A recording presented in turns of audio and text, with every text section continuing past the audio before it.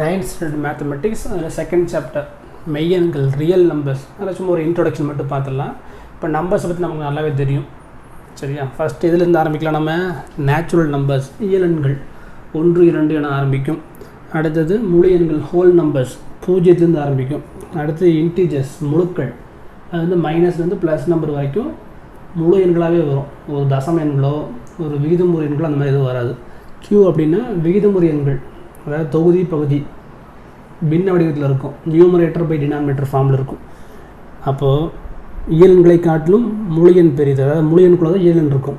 அந்த முழு எண் எதுக்குள்ளே இருக்கும்? முழுக்களுக்குள்ளே இருக்கும். அந்த முழுக்கள் எதுக்குள்ளே இருக்கும்? விகிதமுறை எண்களுக்குள்ளே இருக்கும். விகிதமுறை எண்கள்ன்றது தனி, அது நமக்கு தெரியும். இப்போ ரூட் இருக்கா, அதுக்குள்ளே வந்து ஒரு இந்த எண் இருக்கு இல்லையா, அதாவது பகா எண்.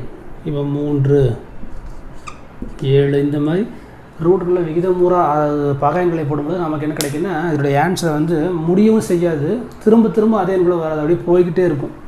முடிவுறா சுழல்தன்மை கொண்ட சுழல்தன்மை அற்ற எண்களுக்கு பேர் தான் என்னது? விகிதமுறை எண்கள். நம்ம 8ஆம் வகுப்புலேயே நல்லா படிச்சிருப்போம்.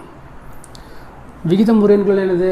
ஒன்றா அந்த விடை வகுத்து பார்க்கும்பொழுது விடை முடிஞ்சிடணும், இல்லை அப்படின்னா முடியாமல் போயிட்டே இருக்கணும் ஒரே மாதிரி. இப்போ உதாரணத்துக்கு இப்போ 5/2 வகுத்த எவ்வளவு? 2.5. இதோட விடை முடிந்து விட்டது. அப்போ 5/2ங்கிறது என்னது? ஒரு விகிதமுறை எண். சப்போஸ் இப்போ வந்து ஒரு 20/6 எடுத்துக்கிறேன். இந்த வகுத்த எவ்வளோ வரும்? 3.33 போயிட்டே இருக்கும், முடிவுறாது, போய்கிட்டே இருந்தீங்கன்னா வகுத்து பாருங்கள். அப்போது இது முடிவுறாது, ஆனால் சுழல் தன்மையோடு இருக்குது. முடிவு விகிதமுறை எண், முடிவுறா சுழல் தன்மை கொண்ட விகிதமுறை எண். அப்போ இந்த மாதிரி இருந்தாலும் விகிதமுறை எண், இந்த மாதிரி இருந்தாலும் விகிதமுறை எண் தான். சப்போஸ் இது ஒரு ரூட்டு, நம்ம ஒரு ரூட் போட்டு கால்குலேட்டர்லேயும் அடிச்சு பாருங்கள். √3 1.732 இந்த மாதிரி போயிட்டே இருக்கும், நிற்கவும் செய்யாது, திரும்ப திரும்ப எண்களும் வராது. இப்போ எந்திரன் படம் கூட பார்த்துருப்பீங்க, அதில் ரஜினிகிட்ட கேட்பாங்க இல்லையா ரோபோக்கிட்ட, what is the biggest prime நம்பர்னு, அது வரிசையாக பெரிய நம்பர்லாம் சொல்லும். அதெல்லாம் இந்த நம்பர் தான், விகிதமுறா எண்கள் தான். ரூட்டுக்குள்ளே போடணும் அந்த நம்பரை. சரியா? சரி, இப்போது இந்த விகிதமுறை எண் விகிதமுறா எண் இது எல்லாமே சேர்ந்துருக்கு இல்லையா, அதுக்கு பேர் என்னென்னா மெய்யெண்கள். இது வரைக்கும் நீ படித்தது அனைத்து எண்களும் பின்ன எண், தசம எண், 0, பகு எண், பகா எண், ஒற்றைப்படை, இரட்டைப்படை, இந்த விகிதமுறா, natural numbers, whole numbers, integers, இது அனைத்தும் கலந்தது தான் நமக்கு என்னது? மெய்யெண்கள். இதை பற்றி நம்ம இந்த பாடத்தில் படிக்க போகிறோம். சரியா? ரைட். இப்போ நெக்ஸ்ட்டு, இப்போ சாதாரண ஒரு எண் எழுதுகிறேன். இப்போ ஒரு 5ன்னு எழுதுகிறேன். இது வந்து ஒரு விகிதமுறை எண்ணா? விகிதமுறை எண்ணை என்ன வடிவத்தில் இருக்கணும்? P/Q ஃபார்மில் இருக்கணும். இதை வகுத்து பார்க்கும்பொழுது விடை முடிவுற்றாலும் விகிதமுறை எண், முடிவுறாமல் சுழல்தன்மை பெற்றிருந்தாலும் விகிதமுறை எண் தான். இப்போ 5ங்கிறது வந்து விகிதமுறை எண்ணா? விகிதமுறை எண் இல்லையா? சரி, இது ஒரு விகிதமுறை எண். சார் இந்த ஃபார்மில் இல்லையே, இருக்குது, கீழே என்ன இருக்குது? கீழே 1 என உள்ளது. இதை வகுத்து பார்க்கும்பொழுது நமக்கு என்ன விடை? 5, முடிவு பெற்று விட்டது. 5.0 கூட வச்சுக்கலாம், இல்லை வெறும் 5 கூட எழுதலாம். முடிவு பெற்று விட்டது. அப்போது உனக்கு தெரிந்த எல்லா எண்களுமே என்னது? விகிதமுறை எண்கள் தான். சரியா? ரைட். இப்போ விகிதமுறை எண்களினுடைய அடர்த்தி பண்பு பற்றி பார்க்க போகிறோம். அடர்த்தி பண்புன்னு என்ன அப்படின்னா, ஒரு விகிதமுறை எண் எடுத்துக்கிறேன். ஏன்னு ஒரு சாதாரண விகிதமுறை எண், தொகுதி பகுதி இல்லாமல் வேறு இந்த 5 இப்படி எடுத்துமே இந்த மாதிரி. இன்னொரு விகிதமுறை எடுத்துக்கிறேன். இதனுடைய சராசரி என்னது? 2ஐயும் கூட்டி 2ஆல் வகுக்க வேண்டும். அந்த A + B/2 இந்த சராசரி. அந்த சராசரி எங்கே இருக்குன்னா, இந்த ஏவுக்கும் பிக்கும் நடுவில் தான் எங்கேயாவது இருக்கும். சரியா? இப்போ வந்து 2ன்னு ஒரு எண் எடுத்துக்கிறேன், 4ன்னு ஒரு எண் எடுத்துக்கிறோம். இது 2ன்னு எடுத்துக்கலாம், இது 4ன்னு எடுத்துக்கலாம். அப்போ 2ஐயும் கூட்டி 2ஆல் வகுக்கலாம். 2ஐயும் கூட்டி 2ஆல் வகுக்கலாம். 2 எடுத்தோம் இல்லையா, அதையும் 4 எடுத்தோம் இல்லையா, 2ஐயும் கூட்டி 2ஆல் வகுக்கலாம். 2 கூட்டல் 4 எவ்வளவு? 6. அதை 2ஆல் வகுக்கும் பொழுது அதாவது அதை 2ஆல் வகுக்கும் பொழுது விடை அளவு 3. அது எங்கே இடம்பெறும்? 2க்கும் 4க்கும் இடையில இருக்கும். தான் இங்கே தான் இருக்கும். இதுக்கு பேர் தான் அடர்த்தி பண்பு, வேறு ஒன்றும் இல்லை. இப்போ இதே பின்ன வடிவில் எழுதலாம். எப்படி எழுதலாம்?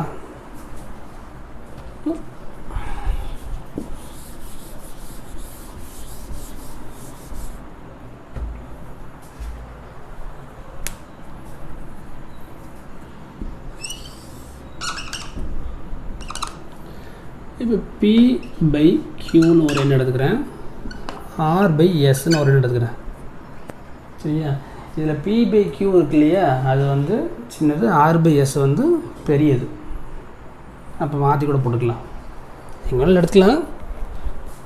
கொஞ்சம் பர்ஃபெக்டாக போடணும்னா வலதுபுறம் சில பெருசாக இருக்கும் இல்லையா, அப்போ R/S இங்கே இருக்குது, P/Q இருக்குது. சரியா? இப்போது இந்த P/Q இருக்கு இல்லையா, P/Q R/Sஐ விட எப்படி இருக்குது? சின்னதாக இருக்கா? இப்போ நம்ம என்ன பார்க்க போகிறோன்னா, தொகுதி 2ஐயும் கூட்டி 12ஐயும் கூட்ட போகிறோம். அப்போ P+R/Q+S அது எங்கே இருக்குன்னா, இந்த P/Qக்கும் R/Sக்கு இடையில இருக்குமாமா.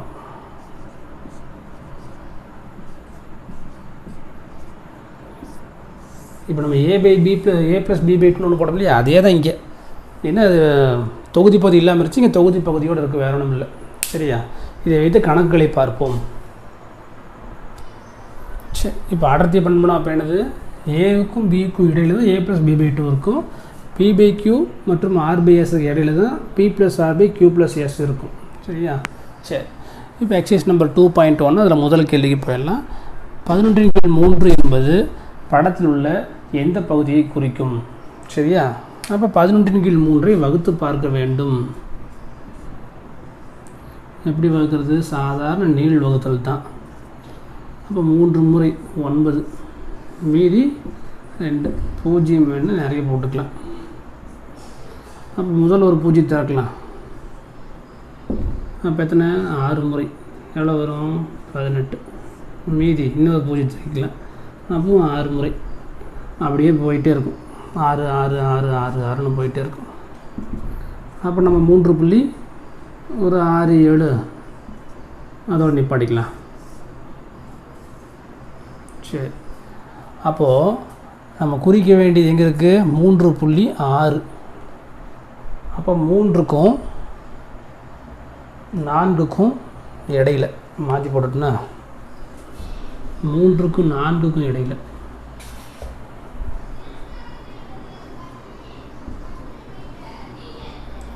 இது சி, இது டி. இப்போ எது பக்கமாக இருக்கும்? இது 5 குறைவாக இருக்குது, 5க்கு அதிகமாக இருக்கும். அப்போ எது குறிக்கும்? டிஐ குறிக்கும். 11.3 ஆனது டிஐ குறிக்கும். எழுதும் பொழுது ஃபஸ்ட் அந்த ஒரு படம் ஒன்று போட்டாங்க இல்லையா, இது natural number, whole number, integer, rational number, irrational number, real number, அதை போட்டுதுங்க. அதே மாதிரி அடர்த்தி பண்ணி இதையும் எழுதிக்காங்க. அதுக்கப்புறம் இந்த கணக்குக்கு வாங்க. சரி, இப்போ 2வது கணக்கு போகலாம். 2வது கேள்வி, -7/11 மற்றும் 2/11 ஆகிய 2 எண்களுக்கும் இடையே ஏதேனும் 3 விகிதமுறு எண்களை எழுதுகிறாங்க. 2 விகிதமுறு எண்களுக்கு இடையே எத்தனை விகிதம் எண்கள் எழுத முடியும்? அதிகபட்சம் சொல்லுங்க பார்க்கலாம். E3 நம்ம படிச்சுக்கிறோம். எண்ணற்ற விகிதமுறு எண்களை எழுதலாம். சரியா? அப்போ -7க்கும் 2க்கும் இடையில ஏதாவது 3 சொல்கிறாங்க.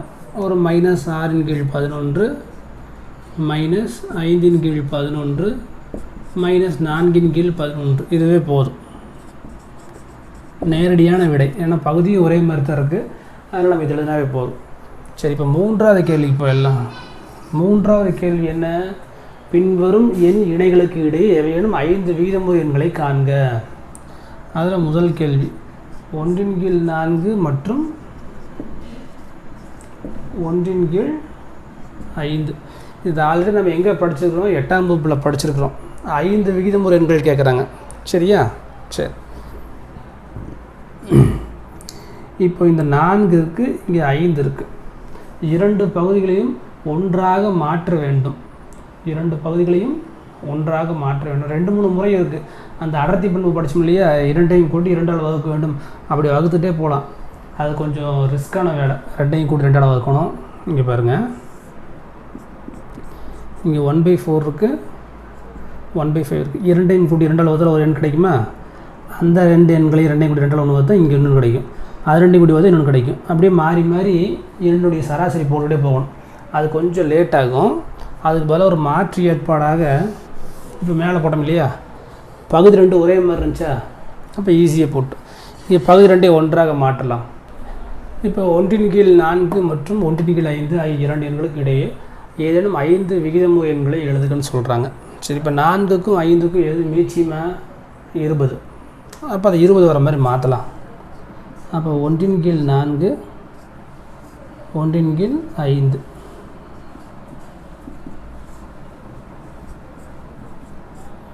இந்த 4ஐ 20ஆக மாற்ற வேண்டும். ஏன்னா போன கணக்கில் பாருங்கள் பகுதி ஒரே மாதிரி இருந்துச்சு, ஈஸியாக வேலை முடிஞ்சிருச்சு. இங்கே பகுதி 2 வேறு வேறு இருக்கப்போ ஒரே மாதிரி முதல்ல மாற்றிக்கலாம். அப்போ மீச்சியமாக 20 அப்படிங்கிறனால இந்த 4ஐ 20ஆக மாற்ற வேண்டும். 4 எப்பொழுது 20ஆக மாறும்? 5ஆல் பெருக்கும் பொழுது. அப்போ தொகுதி பகுதி 5ஆல் பெருக்கிட்டு அப்போ தொகுதி கண்டிப்பாக 5ஆல் பெருக்கணும், இல்லைன்னா கணக்கு மாறிவிடும். அப்போ 4 × 5 20. அப்போ 1 × 5 எவ்வளவு? 5. சரி, அப்போ இந்த 5 இருக்கு இல்லையா, அதையும் 20ஆக மாற்ற வேண்டும். அப்போ அதுக்கு என்ன பண்ணணும்? 4ஆல் பெருக்க வேண்டும்.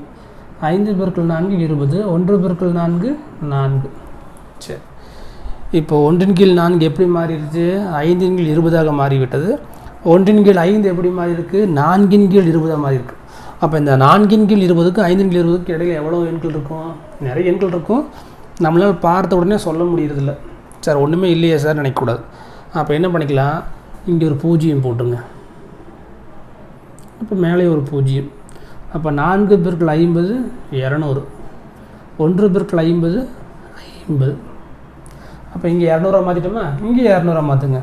5 × 40 200. 1 × 40 40.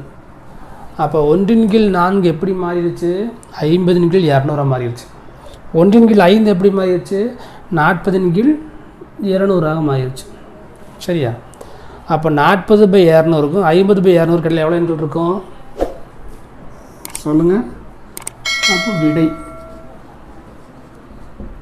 41/200, 42/200, 43/200, 44/200, 45/200.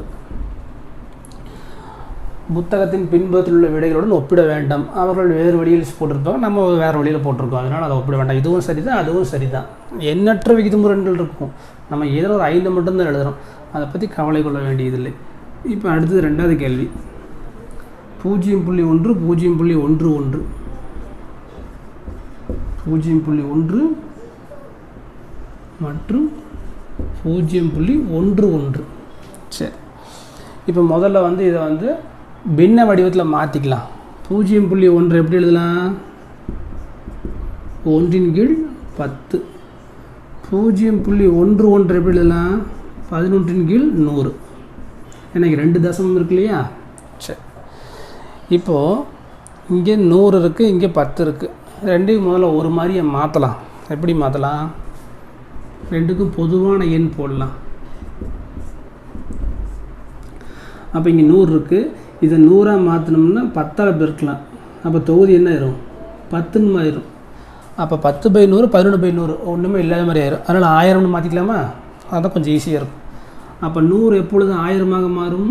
10ஆல் பெருக்கும் பொழுது. அப்போ இங்கே என்ன ஆயிரும்? 1000. அப்போ தொகுதியும் 10ஆல் பெருக்கிடுங்க. அப்போ எவ்வளோ ஆச்சு? 110 முடிஞ்சது.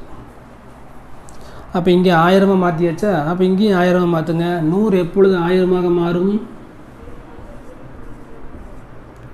100ஆல் பெருக்கும் பொழுது. அப்போ பகுதியை பெருக்கியாச்சு. அப்போ தொகுதியை 100ஆல் பெருக்குங்க. 100. இப்போ பாரு, 0.1 எப்படி மாறிடுச்சு? 100/1000. 0.11 எப்படி மாறி இருக்குது? 110/1000. இப்போ இடைப்பட்ட ஒரு 5 எண்கள் நம்மளால் சொல்ல முடியாது. புத்தகத்தின் பின்புறத்தில் ஒப்பிட வேண்டாம். அப்போ 101 கீழ் 1000, 102 கீழ் 1000, 103 கீழ் 1000, 104 கீழ் 1000, 105 கீழ் 1000. ரெண்டுக்கும் பொதுவாக 100 வர மாதிரி வச்சு போட்டு பாருங்கள். 10 கீழ் 100, 11 கீழ் 100 தான் வரும். அப்போ இடையில ஒன்றுமே இல்லாத மாதிரி எனக்கு தோணும். அதனால தான் நான் என்ன பண்ணிட்டேன், பகுதி 1000 மாற்றிவிட்டேன். அப்போ இன்னும் கொஞ்சம் எளிமையாக இருக்கும். சரியா? இப்போ அடுத்த கேள்வி அதுலேயே